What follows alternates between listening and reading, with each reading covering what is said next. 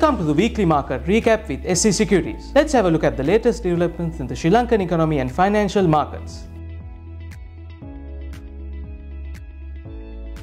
The IMF has provided a positive outlook on Sri Lanka's economy following substantial progress in the country's debt restructuring efforts. In a recent briefing, IMF Asia and Pacific Department leaders emphasized that Sri Lanka's next focus is meeting fiscal and structural benchmark to unlock the fourth tranche of IMF funding. Productive discussions on Sri Lanka's new government reveal a consensus on maintaining reforms that have yielded growth over past year and significantly reduced inflation. Although tax policy specifics are still being negotiated, IMF officials highlighted the importance of safeguarding recent gains and preparing for resumed debt interest payments next year. The use of macro-linked bonds as part of debt restructuring strategy was noted for its appeal among creditors, though implementation may vary country by country. With the IMF set for the program's third review, officials remain optimistic about Sri Lanka's recovery trajectory, crucial as it navigates post-restructuring economic challenges amid recent political changes.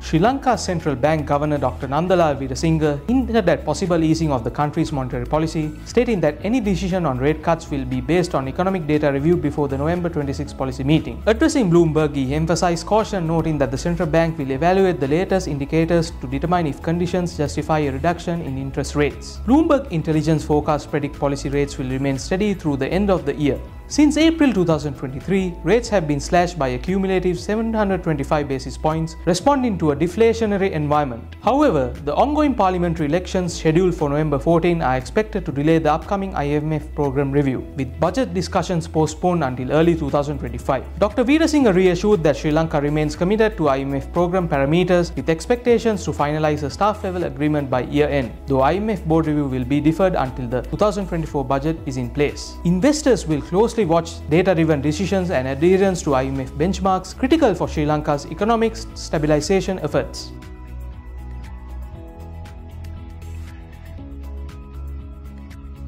Sri Lanka's cabinet approved an application for a trade arrangement with Indonesia, granting Sri Lankan apparel manufacturers access to Indonesian fabric and raw materials under preferential terms for exports to the UK. This strategic move aligns with the UK's 2023 trade scheme established post-Brexit, which extends preferential terms similar to the EU's generalized system of preferences. Under these terms, Sri Lankan garment producers face challenges meeting fabric sourcing requirements due to the limited domestic production. The newly approved interregional agglomeration mechanism allows Sri Lanka to use Indonesian-sourced fabric while qualifying for UK's preferential terms, a significant benefit for manufacturers. This partnership, initiated by Prime Minister Harini Amarasuriya, aims to enhance Sri Lanka's apparel export competitiveness as both Indonesia and Sri Lanka qualify under the GSP's regional provisions. By leveraging regional trade arrangements, Sri Lanka's apparel sector can reduce costs, maintain preferential access, and potentially increase exports, benefiting investors focused on the garment industry's export-driven growth trajectory.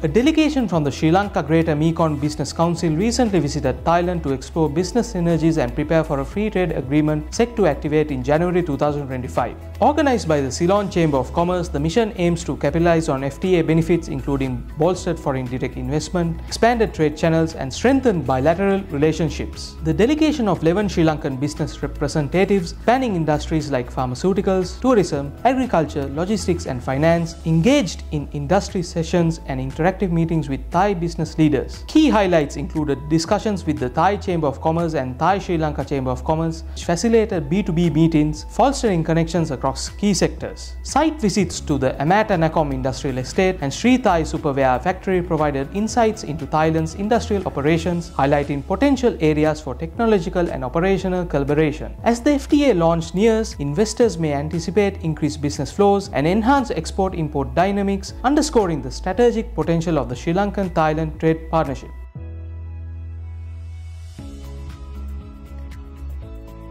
WindForce plc has announced a new rooftop solar project on Cocoon Island in the Maldives, valued at $296,372, part of its renewable energy portfolio expansion. The 366 kilowatt peak solar installation will be executed for Cocoon Investment Private Limited and is scheduled for completion within 6 months. This project aligns with WindForce's focus on sustainable energy solutions and carbon footprint reductions, supporting both environmental and long-term economic goals. As a leading regional renewable energy developer with a diverse diversified portfolio in solar, wind and hydropower projects, WindForce focuses on advancing green energy initiatives in South Asia. This expansion reflects its strategy to drive sustainable energy adoption, enhancing its position for investors focused on ESG, environmental, social and governance investments. With the recent Treasury-bill auction, the 91-day T-bill rate stands at 9.35%, the 182-day T-bill rate stands at 9.68%, both showing an increase of 3 basis points, and the 1-year T-bill rate stands at 9.95%, which showed no change compared to the previous week. NTB closing at 138.25 on Friday is currently ranging between 78.6% and 100%, which is almost at its recent all-time high, which is 142 rupees dated 29th October. Given it being in that range, we either will see the trend breaking and moving towards the 123% and 141.4% levels to test new highs, or either to break the support level at 78.6% and show a bearish trend. To test the level at 134, it will have to test the short-term support at 137.5, which was the previous all-time high dated 7th October. The MACD line is above the signal line and the stochastic RSI is on the neutral zone, testing the overbought zone. Thank you for watching and we'll be back next week.